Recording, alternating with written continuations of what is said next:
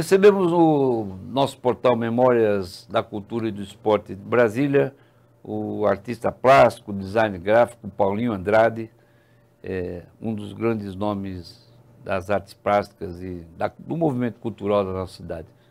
Muito obrigado, Paulinho, pela sua presença. É um prazer estar aqui. Memória de Brasília comigo mesmo. Isso.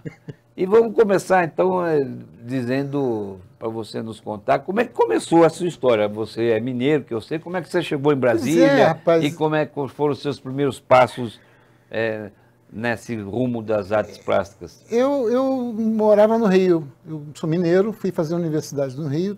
Fui para o Rio com 15 anos, trabalhar, estudar. E fazia Escola de Belas Artes e Parque Lage.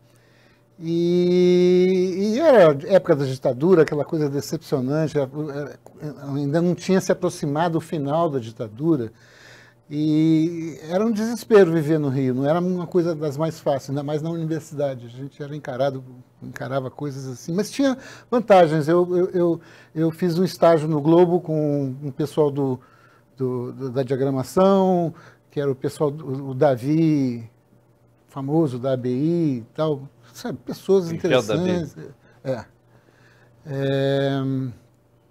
Trabalhei na Trinca Arte e Decoração, no Carnaval Carioca da Avenida Rio Branco. Não foi ainda na Getúlio Vargas, mas foi uma experiência maravilhosa trabalhar no pavilhão de São Cristóvão com 500 operários, construindo tudo que a gente desenhava. Uma coisa realmente fantástica.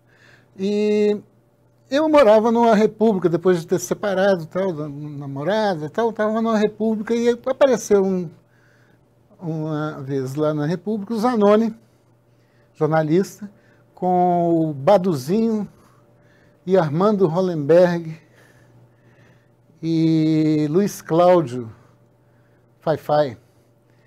E vindo de Brasília para um congresso que teve, enfim, aquelas coisas que a gente fazia nas universidades, reuniões e, enfim, debates do Brasil inteiro. E meus pais moravam em Brasília. Eu tinha um problema sério, eu não gostava, não conhecia ninguém de Brasília, não conhecia nada, só a minha família. A única vantagem que eu via em Brasília, quando vinha para cá, é ir na biblioteca da UNB, que funcionava 24 horas por dia, então era uma maravilha. De noite eu ia ler, se eu quisesse. Mas aí eu conheci Brasília através dessas pessoas, Armando Hollenberg, Fai-Fai, Baduzinho e Zanoni. E eu conheci Brasília da melhor maneira possível, porque eu fui introduzido na elite dos pensadores do jornalismo de Brasília. Uma coisa maravilhosa, eu me apaixonei pela cidade, isso foi em 77.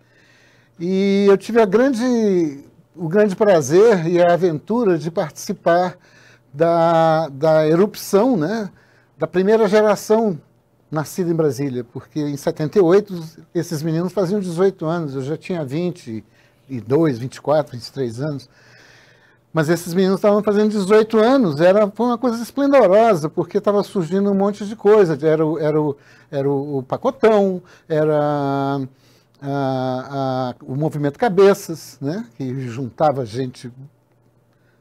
Foi uma coisa fantástica, primeiro movimento cultural de Brasília, depois da repressão que houve em 76 e em 68. E foi muito apaixonante. Cheguei até a trabalhar na ARUC, no Carnaval da ARUC, acho que me lembro, talvez 87, 88, alguma coisa assim. Foi um dos carnavais da ARUC no enredo indígena, né? Do maravilhoso, uma experiência também maravilhosa. Enfim, Brasília virou minha casa, é meu canto, minha ponta de compasso, é minha torre. Daqui eu vou para qualquer lugar do mundo, porque está longe de tudo, está perto de tudo. Enfim. E você participou, como você disse aí, do Cabeças desde o início, né? E muito também do que era o espaço cultural daqui entre hoje. Exatamente. Hoje é o Renato Russo. Queria que você falasse um pouco sobre o Cabeças, mais especificamente sobre essa parte gráfica, visual, plástica, e claro que a parte musical é muito conhecida, mas tinha também todo esse movimento. Tinha todo esse movimento, tinha artistas fantásticos como o Wagner Musch, o Eurico, vários artistas de ponta que faziam toda a divulgação, todos os cartazes, juntava, a gente fazia exposições, fazia atividade com crianças, com os moradores, com pessoas das quadras. Todo domingo começava, se tinha concerto cabeças, que é o que a gente chamava à tarde, começava por volta de umas 3 horas, e era um barato, porque a gente via coisas... O Asdrubal trouxe o trombone, por exemplo, vinha a Brasília apresentar no Teatro Nacional, à tarde dava uma pala no Concerto Cabeças. Então, músicos de gabarito, músicos fantásticos, iam dar um show no Teatro Nacional, de tarde iam dar uma pala no Concerto Cabeças. Então, tinha toda essa história, mas para agitar isso, a gente trabalhava com todos os aspectos da cultura, né? Com poesia, com artes gráficas, com exposições, com tudo isso, com educação cultural, né? De arte para crianças das quadras. E eu acho que... E a gente tinha muitas exposições. Por exemplo, a Progressália, que foi feita no centro de convenção, na 508, você perguntou, era no centro de criatividade, galpãozinho e aquela área de exposição.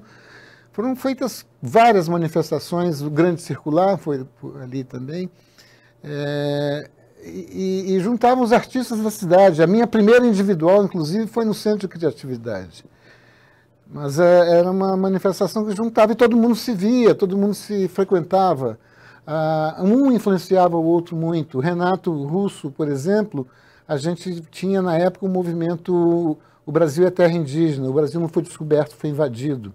Os índios vinham e traziam uma série de informações e com isso nasceu a música Índios, do Legião Urbana, cuja capa, na época, seria das minhas gravuras.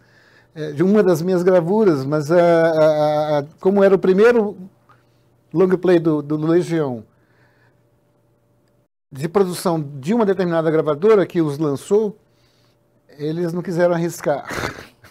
E aí o Renato só agradeceu por dentro, mas a gente era super ligado. Por falar índio, nós estamos aqui como fundo do nossa entrevista, um conjunto de trabalhos seus que é de uma das séries suas talvez mais conhecidas, né? Que é uma relação dos índios com Brasília, né?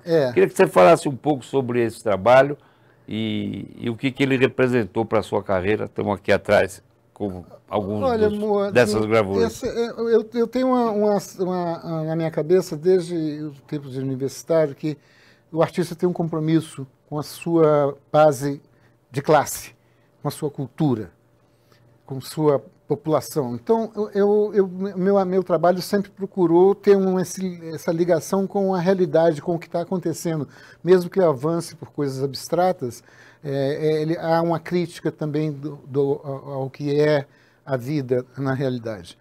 E um dia eu trabalhava no Jornal de Brasília, sexta-feira à noite, isso em 1981, eu voltava daqueles plantões que a gente ficava até tarde. Eu trabalhava de manhã, fiquei o dia todo e cheguei em casa, era 8 horas da noite, eu morava no Bloco H, abri a porta do elevador, tinham 2 índios lá dentro do elevador, vestidos normalmente, né, como um homem branco, mas portando arco, flecha, borduna, tacape, aquele aparato de guerra, dentro do elevador. Eu fiquei atônito, que coisa mais incrível, fantástica. E eu morava no 3º andar e o Sidney Possuelo morava no 5º andar. Eu entrei no elevador, deixei a porta fechar e não fiz nada, esperei, né?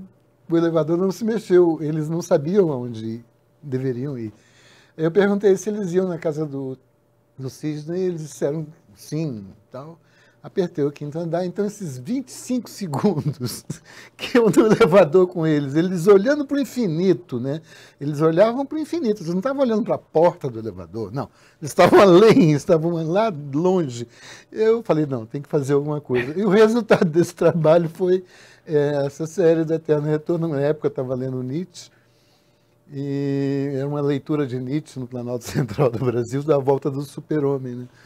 E esse trabalho é basicamente isso. E são quantas gravuras dessa? Em 1984 eu fiz uma exposição na Funarte, dessa série, na Funarte, depois no Museu da Imagem do Sonho do Rio.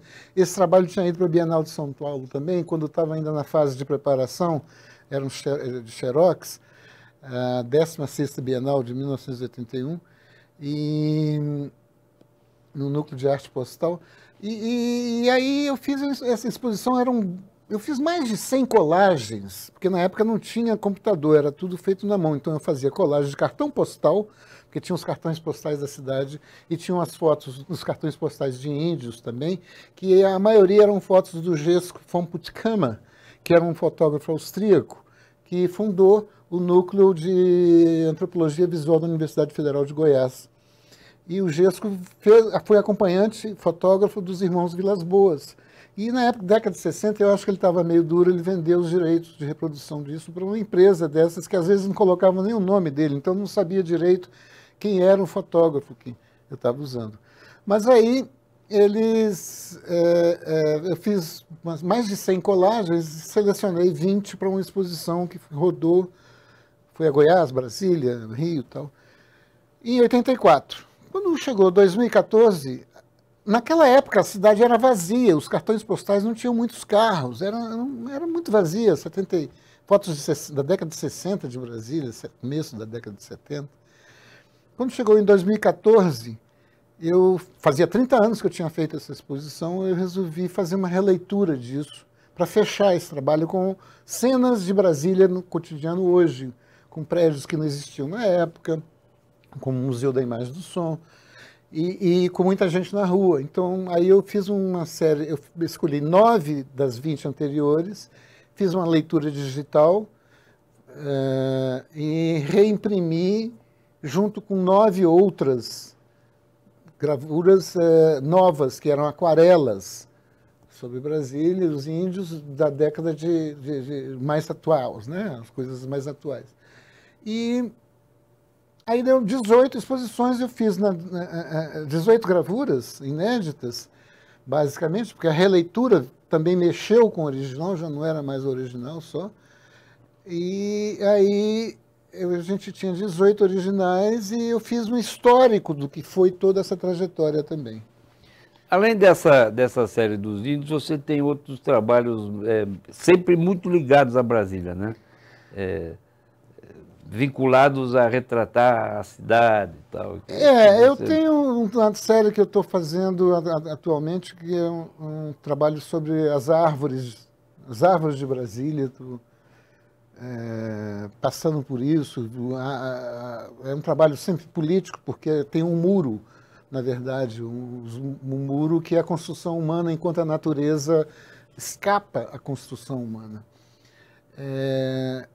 E tem também uma série muito grande. O meu trabalho tem um foco político muito grande, porque a cidade vive e respira política, né? Então, eu tenho isso muito forte. Tem todo um trabalho sobre o que está acontecendo com a gente no Brasil hoje, que é um trabalho ainda inédito. Enfim, eu desenho muito. Então, a cidade vem muito no meu trabalho, porque para mim, até hoje, me impressiona profundamente. Algumas coisas, de repente, se descobre uma coisa na cidade que você não tinha visto antes, que são pontos de vista, ela está mudando. Brasília virou um bosque. Ela não era assim. Na década de 70, quando eu vim para cá, a primeira vez que eu vim aqui foi em 69, quando minha família mudou para cá. Não tinha árvores. Brasília é um bosque hoje, ela está dentro de um bosque. É uma coisa impressionante, maravilhosa isso. E, Paulinho, você também tem uma trajetória vitoriosa internacional, né? Você fez algumas exposições fora do Brasil. Queria que você falasse um pouco sobre isso. Olha, não foi muito uma trajetória grande, não, porque, na verdade, eu fui acompanhando minha esposa, que estava doente, e, consequentemente, eu trabalhava menos do que eu poderia. Mas eu acabei fazendo uma exposição em Washington, em 89, Uma exposição que eu fiz aqui, na Thomas Jefferson, fiz no Rio, uma galeria que acho que hoje nem existe mais, Cândido Mendes. E fiz também em Washington. Depois eu participei de uma coletiva em Nova York, uma individual na Costa Rica e várias coletivas. Tinha coletiva na Europa, na Espanha, mas na verdade eu não procurei desenvolver nenhuma carreira internacional porque eu virei pai, né, cara? O artista não ganha dinheiro para ter família, então eu tive que fazer uma troca, né? E aí, quando os meninos cresceram, que eu retomei essa história, estou continuando nela. Você falou aí, numa resposta anterior, sobre o Gran Circular, né? Que hoje não existe mais. Queria que você falasse um pouco aqueles azulejos portugueses e tal. O que representou o Gran Circular para a cultura de Brasília? E é mais um espaço que a cidade perdeu. Aí, aliás, emendando, é impressionante como a gente, independente de governos, não é questão de personalizar, como a gente cuida mal dos nossos espaços culturais. Fala do Gran Circular e emenda um pouco. Olha, o movimento Gran Circular, eu não estava muito integrado a ele não, porque a cabeça acabava me tomando muito tempo e havia uma dicotomia, tinha assim umas coisas, você está no cabeça, você não pode entrar aqui. Então era uma coisa meio infantil, porque a cidade era meio infantilizada ainda, não era uma cidade madura, mas essas coisas aconteciam. Mas eu prefiro falar sobre essa perda da memória de Brasília. Nós estamos ganhando agora, o Brasília está ganhando no CCBB, uma coleção de obras, de esculturas do Amílcar de Castro, que foi um dos maiores escultores e artistas gráficos do Brasil. Está vindo para está sendo inaugurada, vai ser inaugurada dia 22 de fevereiro, por exemplo, uma praça com obras inéditas do Amílcar, que estavam guardados lá na cidade de São Silvério, em Minas Gerais, onde ele tinha relações. Eu quero ver depois, daqui a pouco, a gente vai ter que ser forçado a aprender a cuidar da nossa história. A própria história do Cabeças, do Grande Circular, você tem pouco registro. O que aconteceu no galpãozinho, você tem pouquíssimo registro. E foram coisas maravilhosas. Né? Foram experiências fantásticas de teatro, de música, de tudo. E o registro disso parece uma coisa banal, mas não foi uma coisa banal. Foi a explosão cultural de uma cidade que foi criada e tinha 18 anos. Isso é importantíssimo. Isso resistiu à ditadura, resistiu à censura, resistiu a toda a opressão que havia em Brasília e no Brasil com a cultura. E isso é de uma importância vital. A gente tem que aprender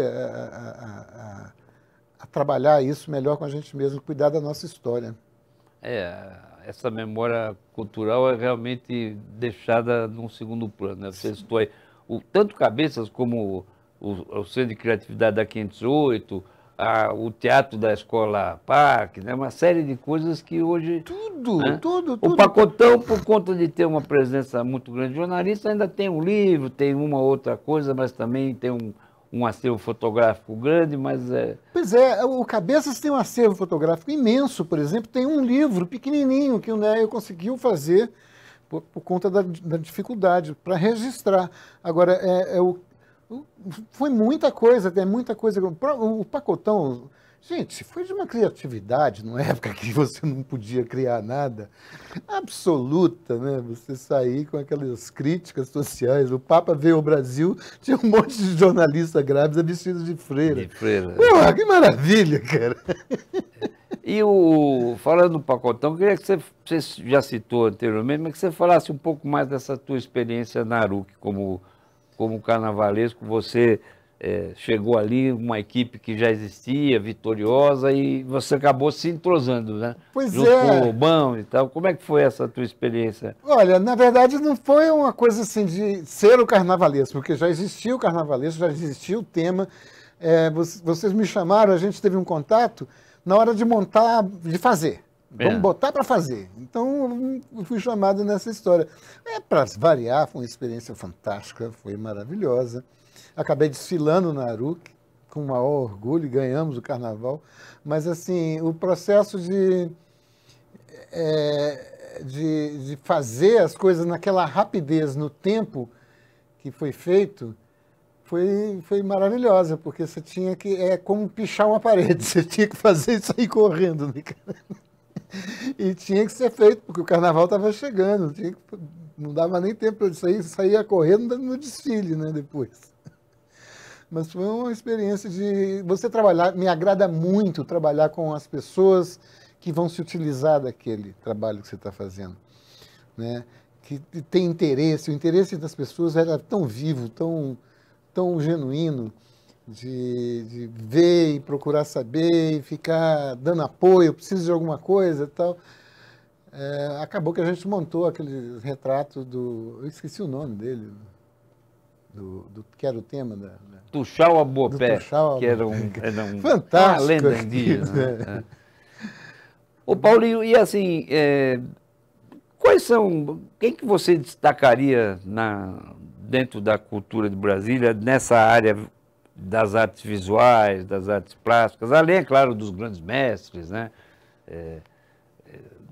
Dos fundadores, o que você acha que Brasília deixou de legado na área das artes plásticas, da arte gráfica, do desenho visual? Olha, a gente tem uma série de pessoas que passaram por aqui, que deixaram sua marca, uma série de pessoas que vieram daqui de dentro de Brasília, que deixam sua marca também.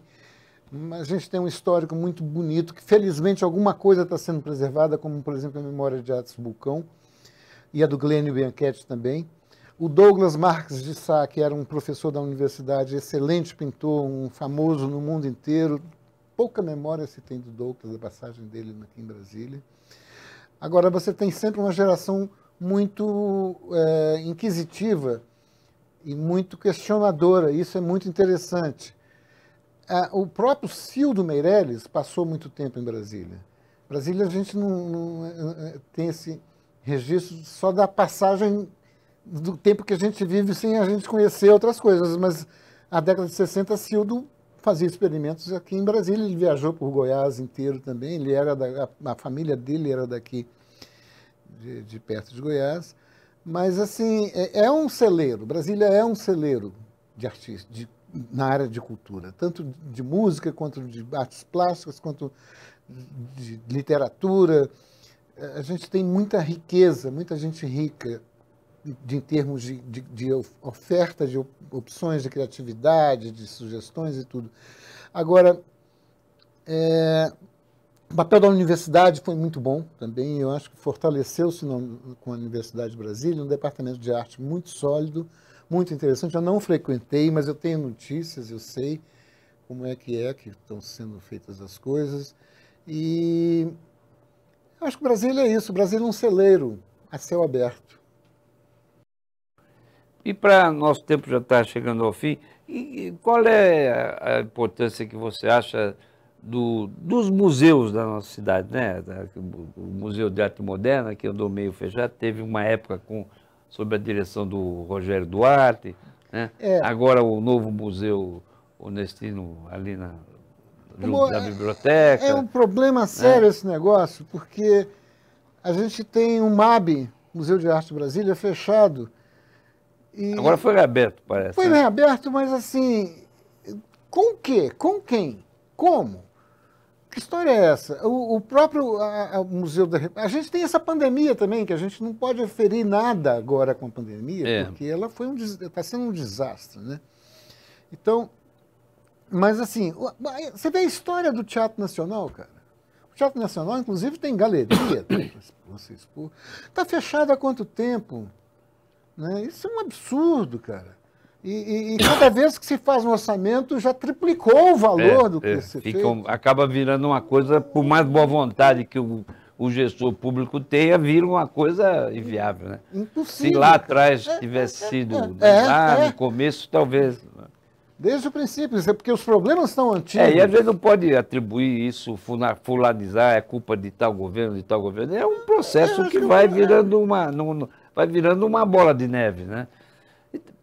Agora, eu acho de uma importância vital. Na época pré-pandemia, por 12 anos, o Museu da República, por exemplo, o Ernestina Guimarães, que é chamado, foi o primeiro nome dele, né? Agora o nome está com o Museu da República, fez um trabalho maravilhoso com a direção do Wagner Barja, fantástico, fantástico, de primeiro mundo, e sem dinheiro nenhum, era uma coisa impressionante, as coisas saíam, havia uma troca de serviços, passe uma curadoria para uma exposição do Senado, mas em compensação imprime os catálogos do museu, era assim que funcionava, não tinha dinheiro para nada.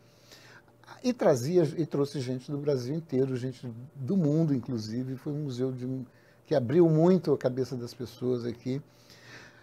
A gente tem poucos museus, eu acho. Tem muitos museus que não funcionam. Você tem o Catetinho, tem uma série de coisas, mas a atividade sociocultural que se dispõe um museu não se reflete muito nessa... E além disso, né, Paulinho, a gente tem um acervo importante de obras de arte nos edifícios públicos que são mal divulgados, né? Muito o Senado, a Câmara, tem um acervo o Itamaraty, fantástico na Caixa Econômica, a Caixa no Banco Econômica, Central, né? cara, no Itamaraty. Todos esses órgãos têm acervos maravilhosos e isso não falta botar para fora, né? Impressionante, impressionante isso. Raramente você tem uma notícia de que expôs uma parte do Museu do Banco Central em algum lugar fora de lá, porque você não tem acesso a isso lá dentro. É criar instituições culturais que funcionem no bojo de quem tem esses acervos, né? A Caixa Econômica, ela tem dinheiro suficiente para colocar isso em andamento, botar isso para todo mundo ver, mostrar, ter um centro cultural que não seja só um teatro, por exemplo, ou galerias ocasionais, mas que contenha o acervo e que possa ser visitado, né? Que haja divulgação disso, inclusive. É certo. Bom, nosso tempo chegou ao fim, eu agradeço muito a sua participação nesse projeto, registrando aí sua experiência. Muito obrigado pela presença. Obrigado a vocês por me convidarem, prazer e tudo de muito bom.